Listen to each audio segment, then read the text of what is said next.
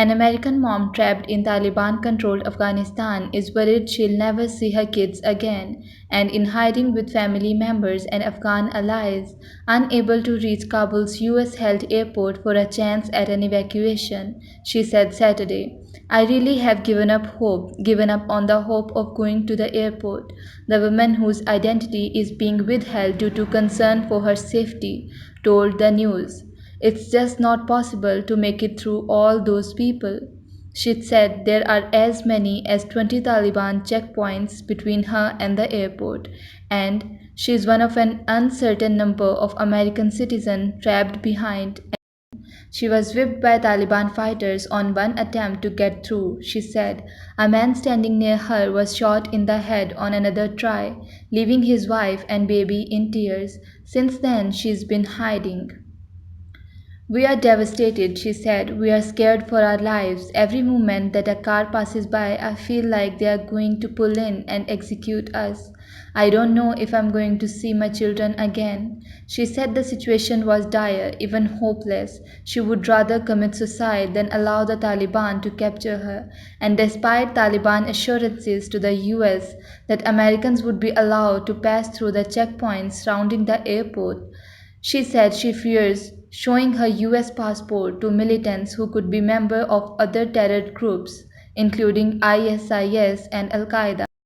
They are labeled as Taliban, but who really knows? She said. They don't have a uniform on, a proper military uniform or law enforcement where you can recognize them. They are all armed.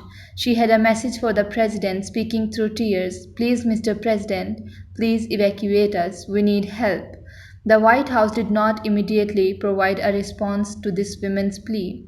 As of Saturday evening, she was in hiding with her aunt, a former Afghan parliament member, her uncle, as well as an undisclosed number of contractors and children. Her brother, a former military translator and contractor who is now in the United Kingdom, said at least two of his colleagues had been killed by Taliban fighters in the past 2 days, and sources told the news earlier this week that three captured Afghan National Army commanders were hanged by the Taliban in Kabul as the militants were banging on doors seeking out people who had worked with US and coalition forces. They have been going to a lot of homes, pulling out high ranked Afghans, law enforcement people who worked with the US military or NATO, the woman said. In a 27-second audio recording sent to Virginia Representative Carol Miller's office, she can be heard struggling to speak through her tears. Hour by hour, it's getting more difficult, she says, between sobs. Even when the car passed by, I feel like they are gonna stop at the door out there and the Taliban out there are gonna come and kill us. I am really scared, she continued. Please help me. In a separate message, she told Miller's office that she had no hope of seeing her children again. The woman's husband, who is safely in Virginia with their children, told the news that the State Department has been of little assistance and that they are communicating primarily with Miller's office. The Congresswoman's office confirmed her status as an American citizen and helped connect the news with her to raise awareness of the severe threat to Americans and Afghan allies trapped behind Taliban lines.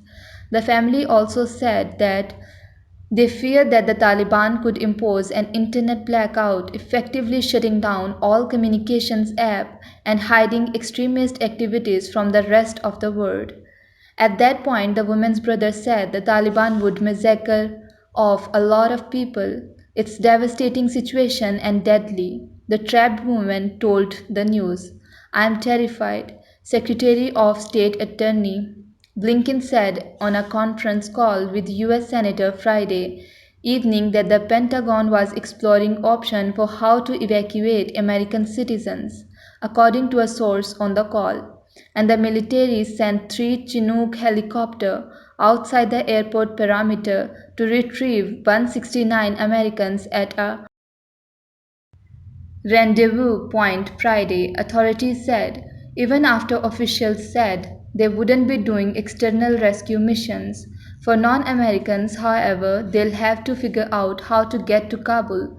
Blinken said, "There are tens of thousands of Afghan allies who worked with US forces over the past 2 decades, and if and when they reach Kabul, it's swarming with Taliban fighters dead set on hunting down and killing them."